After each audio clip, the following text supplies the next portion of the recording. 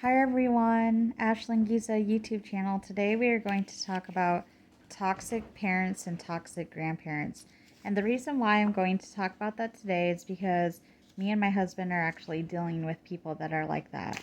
So I'm going to go down the list of different things that makes grandparents and parents toxic, and then I will kind of tell you guys some personal stories behind that. So toxic parents slash grandparents.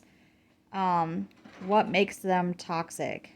They are self centered and they don't think about your needs or feelings. Okay, so with that being said, my husband has tried to talk to his father plenty of times about the way he feels about things that his father's done in the past, things that his father's doing now that are kind of crossing his boundaries and my boundaries and just our boundaries as a husband and wife and family. And okay, so the second one is their emotional loose cannons. They overreact and create drama. Okay, so because my husband didn't want his father to be around our son or me or our family for a little while, his father brainwashed his mother and got her to not come over and see me or my husband or her grandson or her other step grandchildren, all because he doesn't want her to go and she doesn't feel right going without him. So that's and she's cried to her husband, my husband's father. She's cried to her husband and said that she misses our son and misses the grandkids and wants to see them. So basically, that to me is playing victim because why can't you just call the mom, which is me, or your own son, and tell us how you're feeling instead of going off and crying to her husband and whoever else she is crying to about this, that she can't see her grandson. And another thing about not being able to see her grandson is we've never told her that she can't see her grandson. We just said that we didn't want the her husband, my son's grandfather, to see him because of the things that he has said and done to us. So number 3, they overshare. Now, this can be with plenty of other things, but here's one thing that my husband's dad did. So my husband's dad um, watched bad stuff on YouTube and the internet. He watched pornography stuff and called my husband and asked him if he could erase the pornography off of his watch history so that way his wife, my husband's mom, wouldn't find out about it. That's huge form of oversharing. That's none of me and my husband's business, and that's something that a father should never talk to their child about, in my opinion. And I'm pretty open about things, but that's something that's really weird that he shouldn't have shared. That's actually kind of seems like it's kind of abuse.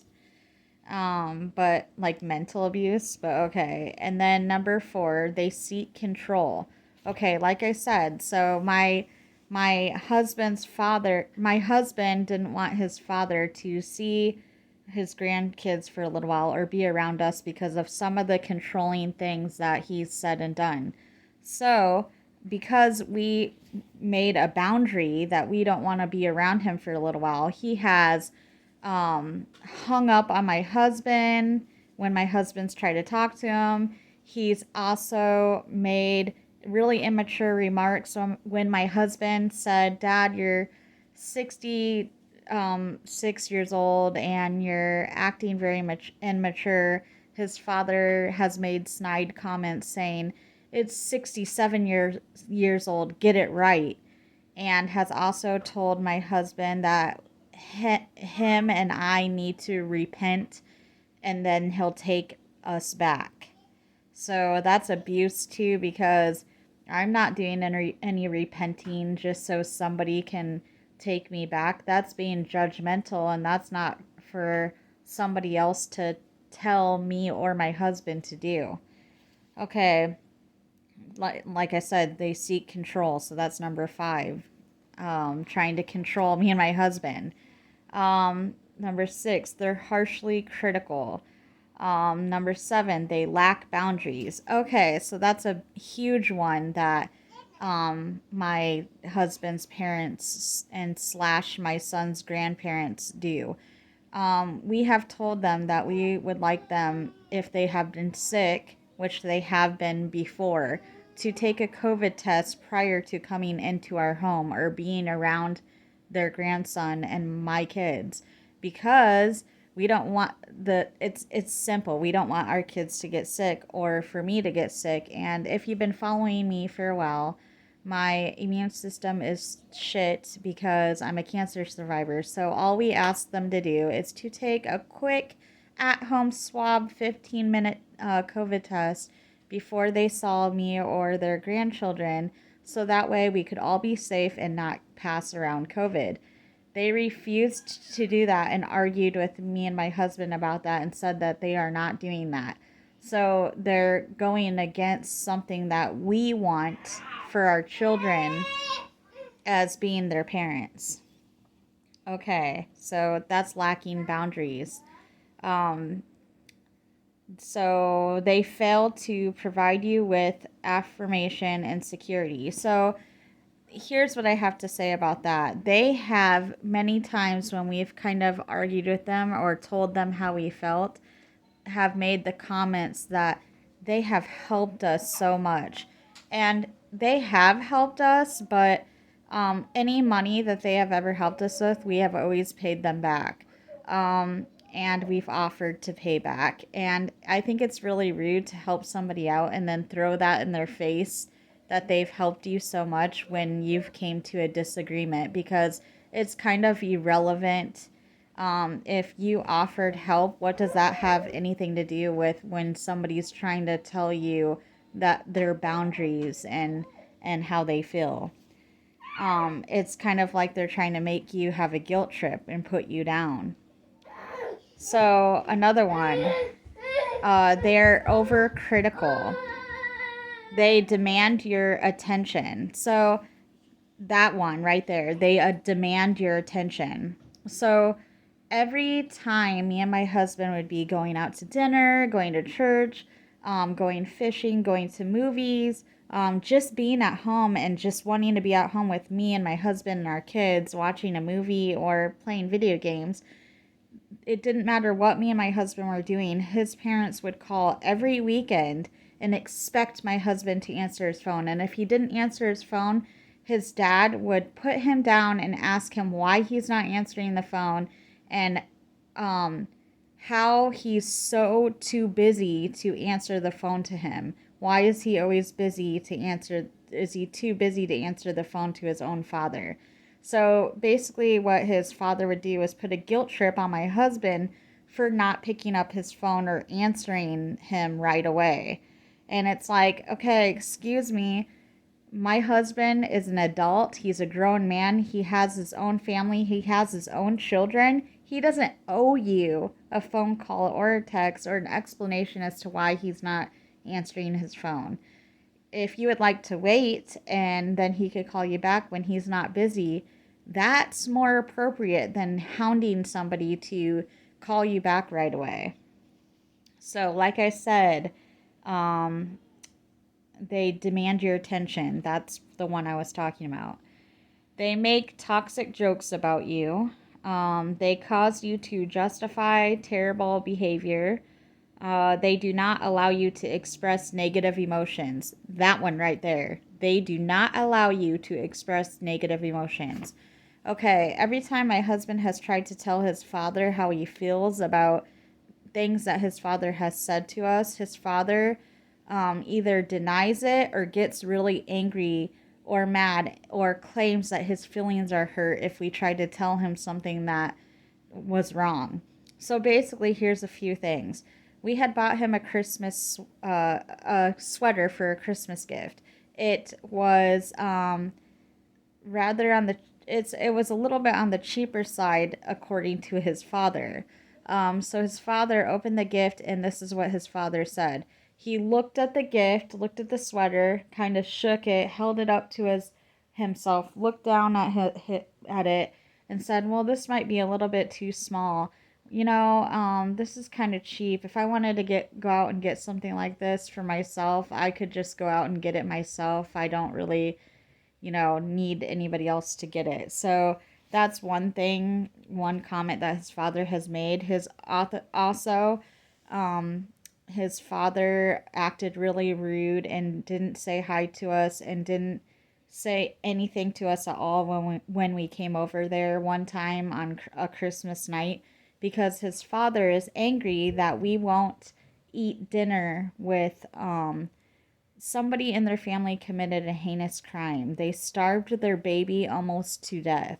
The baby is still alive, um, and the girl who did that did not end up serving time. She got out of it somehow. I don't know how, but she got out of it somehow. So their family, my husband's family, is trying to pretend like that is okay and that never happened. They're trying to sweep it under the rug, so to speak.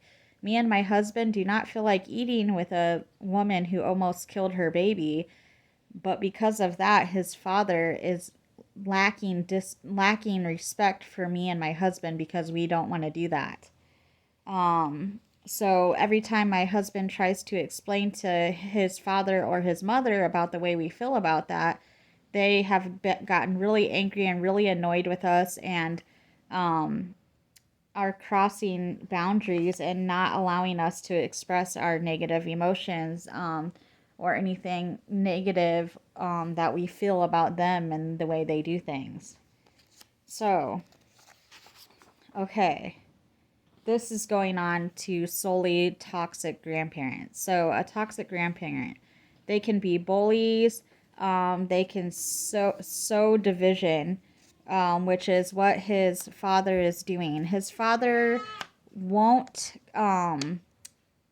his father is angry every time we tell him we don't want to eat dinner with that girl that I was telling you guys about a second ago. So therefore, they're not calling us when the girl leaves so that they can see me and my husband and the other grandkids. They are so angry at the fact that we won't go when she's there that they're not even trying to compromise with us. So they're dividing the family and they're trying to blame it on us. Breeding loyalty through manipulation, playing favorites, disregarding boundaries. Okay, so let me tell you guys the story.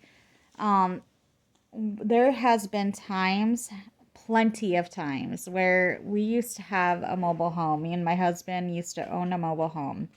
His dad would show up without calling or texting. And he would show up in the morning at 10 o'clock or 11 o'clock. My husband works nights. I used to work nights. So we didn't get up in the morning. And his dad and mother were clearly aware that we weren't morning people, but they would still show up anyways without calling or texting. They would show up and pound on the door until we woke up. And there would be one time where me and my husband actually just got done making love, and we had to rush and put our clothes on because his father wanted to show up at the door without calling or letting us know. So I had to make a post on social media to let everybody know that they need a call or text before they come over to our house. That's pretty sad when that's like an unknown, that's like a unspoken rule. Like everybody should know that they need to text or call somebody before they just show up at their house.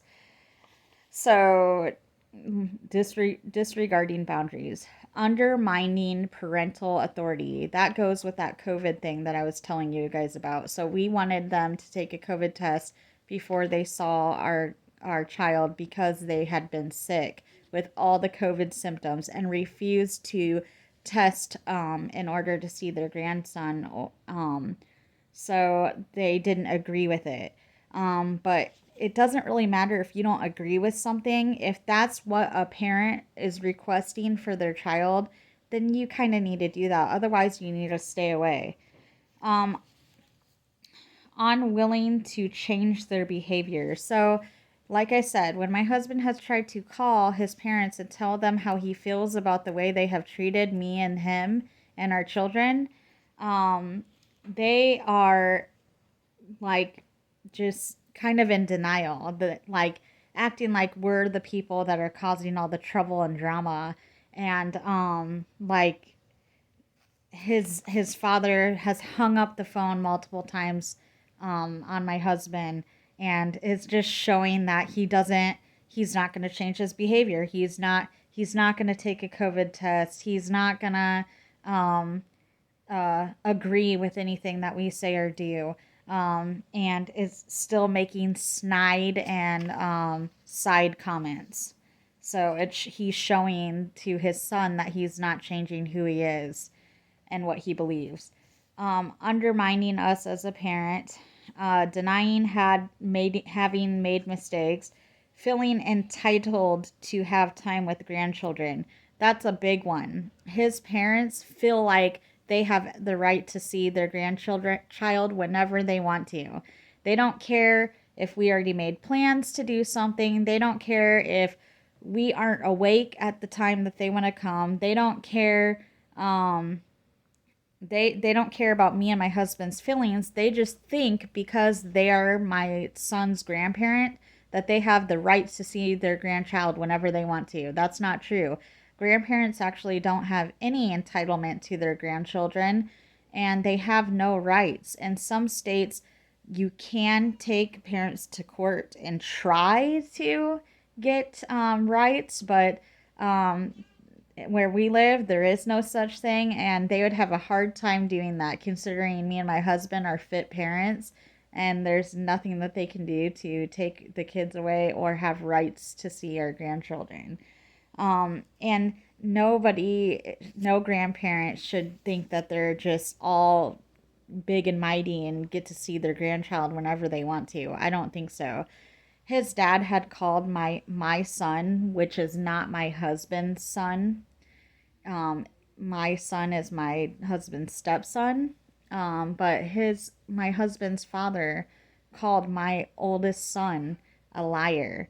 So one day, his mother picked up my kids from school and dropped them off to my apartment.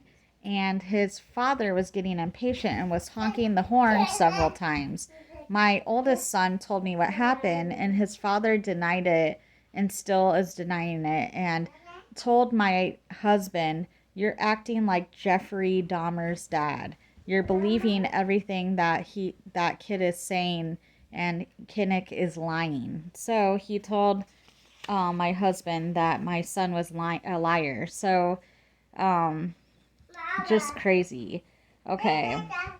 So playing victim, which is what his mom and dad are doing.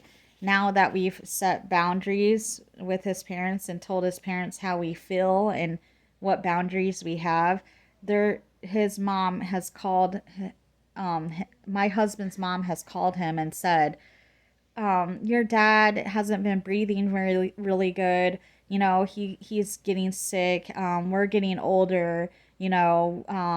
Time's flying by. Life is short. Don't take that time away from us for being grandparents.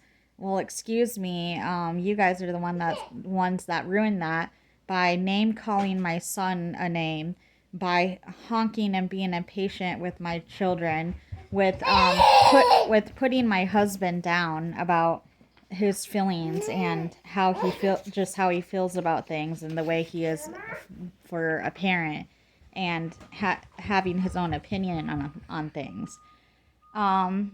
Trying to buy love, manipulating to get what they want, and meddling your parenting choices. Okay, how to talk to a toxic grandparent or parent. Talk to the toxic person and let them know how you're feeling, which we've done. Set clear boundaries for yourself and your child, which we have done, and that's why they're not liking this, because we have talked to them and we've set boundaries and they aren't liking it. Be an active listener and appreciate their concern, which we did and we got hung up on. invite a third party into the discussion. The only third party that would be invited into this discussion would be a counselor, and we aren't doing so because um, since his father is not willing to change his behavior, I don't think counseling would do anything. Um, Limit communication for a while, and that's what we're doing right now. So we're taking the last step to dealing with a toxic person. We're limiting our communication, so we don't answer their phone calls, we don't answer their texts, we don't go over to their home, and we don't have them here, and we don't meet up with them. And it's been a lot more peaceful that way. We don't have anybody showing up at our house unexpected. We're not getting a barrage of phone calls or texts. We're not having to have somebody around and be controlling and dictate our moods and how we feel. So again, I'll name those ways to deal with toxic people. Talk to the toxic person. Set clear boundaries for yourself and your child. Be an active listener and appreciate their concern. Invite a third party into the discussion and limit communication for a while. So that's the way to deal with them. If you've done all that and none of that is working, it's best to cut out the toxic person that or people in your life. So I just wanted to talk about that today, you guys, and that's all. Um, so I'll kind of keep you guys in the loop since this is my personal YouTube channel. I'll keep you guys in the loop as to what else is happening and what happens, and I will be on with another life topic.